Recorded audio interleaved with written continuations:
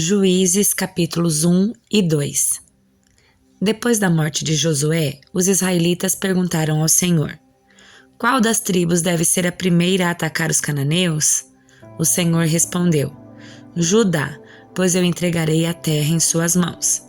Os homens de Judá disseram a seus parentes da tribo de Simeão: venham conosco lutar contra os cananeus que vivem no território que nos foi designado como herança. Depois, ajudaremos vocês a conquistar o seu território. Os homens de Simeão foram com Judá. Quando os homens de Judá atacaram, o Senhor entregou os cananeus e os ferezeus em suas mãos e eles mataram 10.000 guerreiros inimigos em Bezeque. Naquela cidade, encontraram o rei Adoni-Bezeque, lutaram contra ele e derrotaram os cananeus e os ferezeus. Adoni-Bezeque fugiu, mas os israelitas o capturaram e cortaram os polegares das suas mãos e dos seus pés. Adoni-Bezeque disse: 70 reis com os polegares das mãos e dos pés cortados comiam migalhas debaixo da minha mesa. Agora Deus me retribuiu aquilo que fiz com eles. E o levaram a Jerusalém, onde ele morreu. Os homens de Judá atacaram Jerusalém e a conquistaram. Mataram todos os seus habitantes e puseram fogo na cidade. Depois disso, desceram para lutar contra os cananeus que viviam na região montanhosa do Neguebe e nas colinas do oeste. Judá marchou contra os cananeus que habitavam em Hebron, antes chamada de Kiriat Arba, e derrotou os exércitos de Sesai, Aimã e Talmai. Dali avançaram contra os habitantes de Debir, antes chamada Kiriat Sefer, e Caleb disse: darei minha filha Axa em casamento a quem atacar e tomar Kiriat Sefer. Otoniel, filho de Kenaz, irmão mais novo de Caleb, tomou a cidade e Caleb lhe deu Axa como esposa. Quando Axa se casou com Otoniel, ela insistiu para que ele pedisse um campo ao pai dela. Assim que ela desceu do jumento, Caleb lhe perguntou: o que você quer?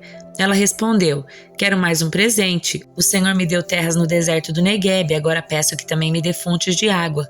Então Caleb lhe deu as fontes superiores e as fontes inferiores. Quando a tribo de Judá deixou Jericó, a cidade das palmeiras, os queneus descendentes do sogro de Moisés os acompanharam até o deserto de Judá. Eles se estabeleceram no meio do povo dali, perto da cidade de Arade, no Neguebe. Então, a tribo de Judá se uniu com seus parentes da tribo de Simeão para lutar contra os cananeus que habitavam em Zefate e destruíram completamente a cidade. Por isso, agora ela se chama Ormã. A tribo de Judá também conquistou as cidades de Gaza, Ascalon e Ecrom e os territórios ao redor. O Senhor estava com a tribo de Judá. Ela tomou posse da região montanhosa, mas não conseguiu expulsar os habitantes da planície, pois eles tinham carros de guerra com rodas de ferro. A cidade de Hebron foi entregue a Caleb, conforme Moisés havia prometido, e ele expulsou seus habitantes, descendentes dos 3 filhos de Anak. A tribo de Benjamim, porém, não conseguiu expulsar os jebuseus que moravam em Jerusalém. Por isso, até hoje, os jebuseus vivem no meio do povo de Benjamim. Os descendentes de José atacaram a cidade de Betel, e o Senhor estava com eles. Enviaram espiões a Betel, antes conhecida como Luz, e eles abordaram um homem que saía da cidade e lhe disseram: mostre-nos como entrar na cidade e teremos misericórdia de você. Ele mostrou a entrada e eles mataram todos os habitantes de Betel, exceto aquele homem e sua família. Mais tarde, o homem se mudou para a terra dos Hititas, onde construiu uma cidade e a chamou de Luz, que é seu nome até hoje. A tribo de Manassés, porém, não expulsou os habitantes de Bet-San, Tanak, Dor, Ibleã e Megido, nem os povoados ao seu redor, pois os cananeus estavam decididos a permanecer naquela região. Quando Israel se fortaleceu, submeteu os cananeus a trabalhos forçados, mas não os expulsou completamente da terra. A tribo de Efraim também não expulsou os habitantes de Gézer, de modo que os cananeus continuaram a viver no meio deles. A tribo de Zebulon não expulsou os habitantes de Quitron e de Naalol, de modo que os cananeus continuaram a viver no meio deles, mas foram submetidos a trabalhos forçados. A tribo de Asser não expulsou os habitantes de Aco, Sidom, Alad, Aquzibe, Elba, Afec e Reobe. Estabeleceu-se no meio dos cananeus que habitavam a terra, pois não conseguiu expulsá-los. Da mesma forma, a tribo de Naftali não expulsou os habitantes de Bet-Semes e de Bet-Anat. Estabeleceu-se no meio dos cananeus que habitavam a terra, mas submeteu os habitantes de Bet-Semes e de Bet-Anat a trabalhos forçados. Quanto à tribo de Dan, os amorreus o obrigaram a voltar para a região montanhosa e não permitiram que descesse a planície. Os amorreus estavam decididos a ficar no Monte Heres, em Aijalon e em Sabim. Mas quando os descendentes de José se fortaleceram, submeteram os amorreus a trabalhos forçados. A divisa dos amorreus se estendia da ladeira do Escorpião até Selá, continuando dali para cima.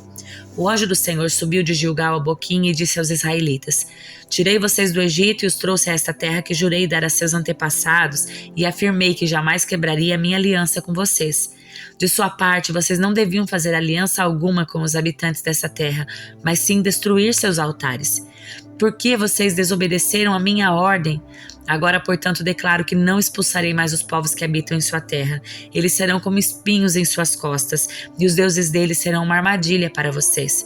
Quando o anjo do Senhor acabou de falar, todos os israelitas, o povo chorou em alta voz. Por isso chamaram aquele lugar de Boquim, e ali ofereceram sacrifícios ao Senhor.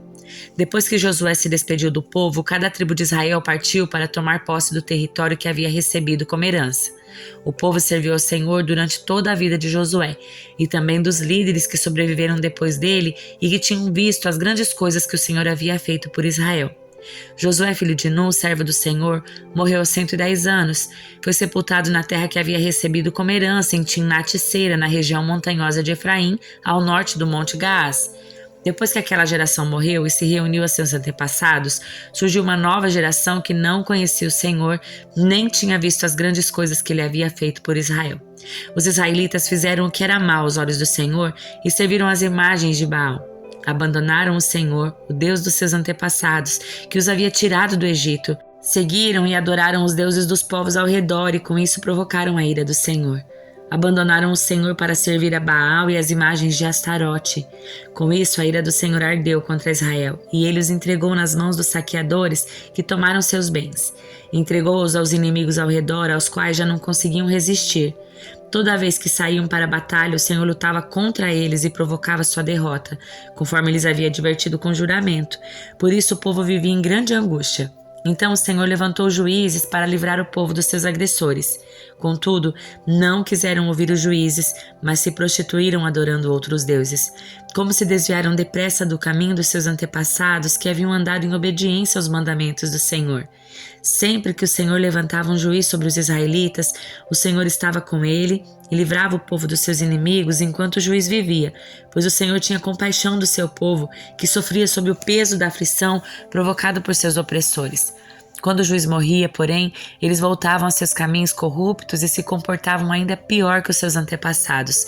Seguiam outros deuses, servindo-os e adorando-os. Não abandonavam suas práticas perversas e seus caminhos teimosos. Por isso, a ira do Senhor ardeu contra Israel. Disse ele: uma vez que esse povo violou a minha aliança que fiz com seus antepassados e não me deu ouvidos, não expulsarei mais as nações que Josué deixou por conquistar quando morreu. Fiz isso para pôr Israel à prova, para ver se seguiria os caminhos do Senhor como fizeram seus antepassados. Assim, o Senhor deixou aquelas nações na terra, não as expulsou de imediato, nem permitiu que Josué conquistasse todas elas. Salmo de número 54. Vem com a força do teu nome, ó Deus, e salva-me.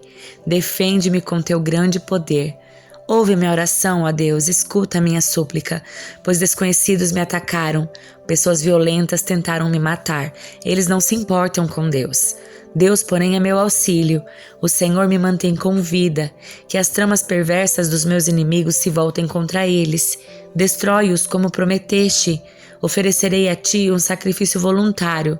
Louvarei teu nome, ó Senhor, porque és bom, pois me livraste de minhas aflições e me ajudaste a vencer os meus inimigos. Livro de Atos, capítulo 18. Algum tempo depois, Paulo deixou Atenas e foi para Corinto. Ali encontrou um judeu chamado Áquila, natural do Ponto, que havia chegado recentemente da Itália com sua esposa, Priscila, depois que Cláudio César expulsou todos os judeus de Roma. Paulo foi morar e trabalhar com eles, pois eram fabricantes de tendas como ele. Todos os sábados, Paulo ia à sinagoga e buscava convencer tanto judeus como gregos. Depois que Silas e Timóteo chegaram da Macedônia, Paulo se dedicou totalmente à pregação da palavra e testemunhava aos judeus que Jesus era o Cristo. Mas quando eles se opuseram a Paulo e o insultaram, ele sacudiu o pó da roupa e disse: "Vocês são responsáveis por sua própria destruição. Eu sou inocente. De agora em diante pregarei aos gentios." Então saiu dali e foi à casa de Tício Justo, um gentil temente a Deus que morava ao lado da sinagoga. Crispo, o líder da sinagoga, toda a sua família creram no Senhor. Muitos outros em Corinto também ouviram Paulo, creram e foram batizados. Certa noite o Senhor falou com Paulo numa visão. Não tenha medo, continue a falar e não se cale, pois eu estou com você e ninguém o atacará nem lhe fará mal, porque muita gente nesta cidade me pertence. Então Paulo permaneceu ali 1 ano e meio ensinando a palavra de Deus. Quando Galho se tornou governador da Acaia, alguns judeus se levantaram contra Paulo e o levaram diante do governador para ser julgado. Eles os acusaram de convencer as pessoas a adorar a Deus de maneira contrária à lei judaica. Mas assim que Paulo começou a apresentar sua defesa, Galho se voltou para os acusadores e disse: Ouçam, judeus, se sua queixa envolvesse algum delito ou crime grave, eu teria motivo para aceitar o caso. Mas como se trata apenas de uma questão de palavras e nomes da sua lei, resolvam isso vocês mesmos. Recuso-me a julgar essas coisas. E os expulsou do tribunal. A multidão agarrou Sóstenes, o novo líder da sinagoga, e o espancou ali mesmo no tribunal. Galho, no entanto, não se importou com isso. Paulo ainda permaneceu em Corinto por algum tempo. Então se despediu dos irmãos e foi a Cencreia, onde raspou a cabeça, de acordo com o costume judaico, para marcar o fim de um voto. Em seguida, partiu de navio para a Síria, levando consigo Priscila e Áquila. Chegaram ao porto de Éfeso, onde Paulo os deixou. Enquanto estava ali, foi à sinagoga para debater com os judeus. Eles pediram que ficasse mais tempo, mas ele recusou. Ao despedir-se, Paulo disse: Voltarei depois, se Deus quiser. Então zarpou de Éfeso. A parada seguinte foi no porto de Cesareia, de onde subiu a Jerusalém e visitou a igreja. Em seguida, voltou para Antioquia e, depois de passar algum tempo ali, voltou pela Galácia e pela Frígia, visitando e fortalecendo todos os discípulos. Enquanto isso, chegou a Éfeso, vindo de Alexandria, no Egito, um judeu chamado Apolo. Era um orador eloquente que conhecia bem as Escrituras.